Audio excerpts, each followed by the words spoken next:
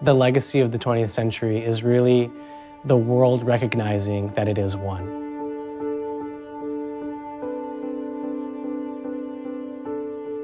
At the start of the 1900s, countries were a lot more separated, both politically and otherwise. And because of many of the events that had happened during that century, humans were a lot more connected. If you just look at systems of communication and the internet, people can communicate with each other instantaneously from all over the world. Now, the challenge is, how can we spiritually be connected? And how can we catch up our spiritual selves to our material selves?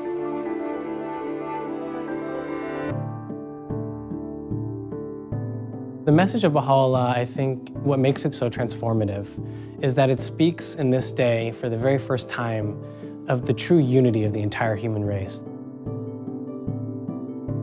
In this period of transformation that we're in right now, the world is going from a state of infancy to a state of maturity. As certain systems and institutions may start to disintegrate, other systems are being simultaneously created that represent forces of integration. Baha'is are striving every day in this process of integration to be conscious of the fact that everyone is a member of the human family, and that takes precedence over every other piece of our identity. We have national identities and racial identities in the world today, but our truest identity is that we're all human. A spiritual identity, which calls for a complete reorganization of human relationships that the world has never seen before.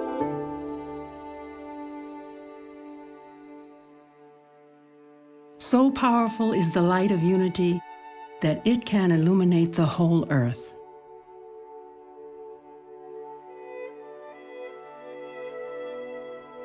Baha'u'llah, whose name means the glory of God, was born in Persia in 1817 and was renowned for his generosity, compassion, keen intelligence, and excellent character. In the middle of the 19th century, Baha'u'llah was summoned by God to reveal a new message to humanity, a new revelation from God, thereby ushering an era of universal peace. Baha'u'llah's teachings form the basis of the Baha'i faith, and it's a message of infinite hope for all of humanity. Baha'u'llah has brought this revelation that we are all members of one human family, and we're working towards this idea of universal peace, and that's really the foundation for the work that we're doing. We don't have a faith that stands apart and is meant just for Baha'is. Rather, our whole purpose is to serve humanity, and so we're constantly reaching out in a spirit of collaboration with others. The Baha'i community offers various activities to unite the community, such as devotional gatherings for people of all different backgrounds to come together and pray, classes for children that focus on their spiritual education, groups for junior youth to be of service to their community, and then a series of courses for people who are 15 and up to have spiritual conversations and really reflect on our lives, and to build the capacity to be of service. From these activities stem different social action projects that would be appropriate for that community.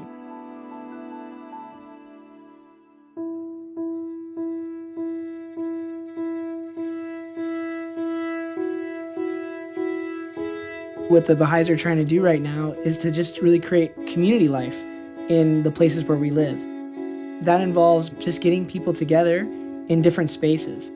And one of those spaces is the devotional gathering. We have devotionals about twice a month. A lot of the people, they never had a gathering like when the Baha'is have devotion. Different peoples from different backgrounds and different religions. We believe in opening our homes and our hearts. This is the place where Baha'is and their friends are coming together to join in prayer, from which we realign our purposes and we gain that unseen energy that sustains all the different things we do in a community.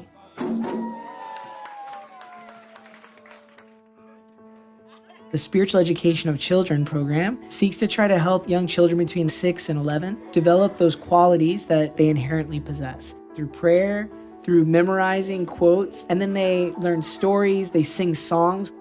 Being able to have the children class here in my community is really important. Most of the kids in my children class came from an immigrant family. So this children class is like a place where the kids can have fun together, learn from each other, and to inspire each other. The moment that really touched my heart is that every weekend I see them coming and being really excited to learn about new things and to do like arts and crafts and just like playing with each other. I'm seeing changes from the children. They will be motivated, they will be like singing a lot, they'll be praying, and then they will be really friendly to each other and then know how to treat each other.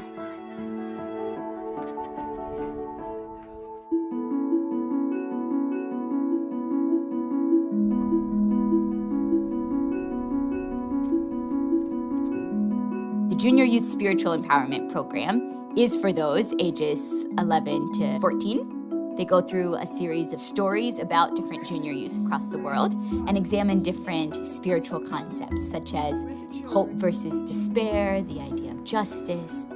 And then they examine their own talents, their own interests, and think, what does the community need and how can we play a role in bettering our communities? It's a conduit for them to do service in their communities, to further their education, After a few minutes, and a way to socialize in a healthy environment.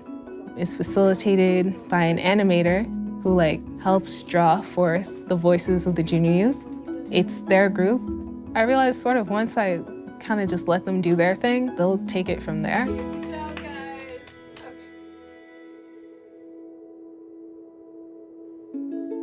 In order to offer these services, Baha'is and their friends are equipping themselves with these capacities to be able to offer programs like the spiritual education of children, or the Junior Youth Spiritual Empowerment Program. And the way that we're doing this is through the Study Circle program.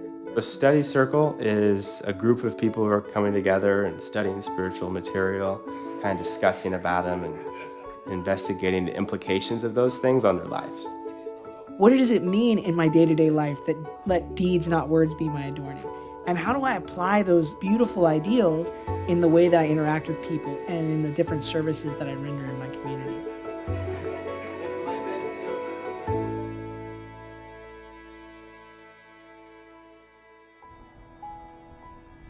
Once we've been in a neighborhood working with the children and junior youth of that community, from these activities, of course, stem different social action projects that would be appropriate for that community. These youth, they could identify the problems. So we're pulling together resources to accomplish, at first, small service projects, trash pickups, visiting the elders, and they've gradually become more complex. After 4 years of doing service projects, it became a part of their nature to serve others.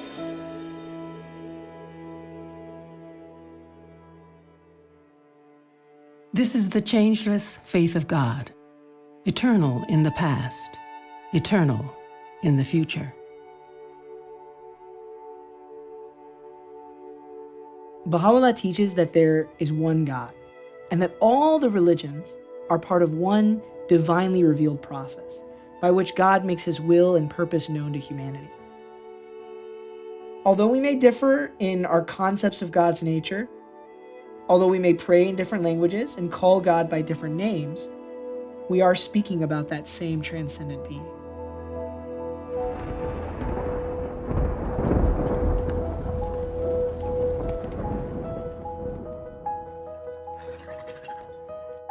This process of uniting humankind has begun, and there's no turning back. It's going to be long, it's going to take a lot of work, and there's going to be many challenges along the way, but we'll also grow, both individually and also collectively.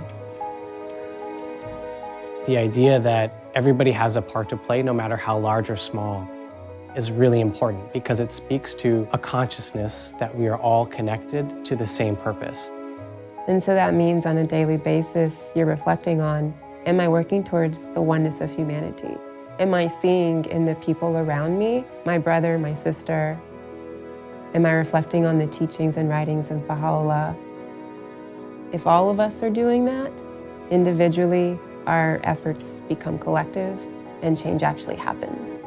We can build a better world together, but it's going to take every single person seeing themselves as part of this collective whole and seeing what difference they can make.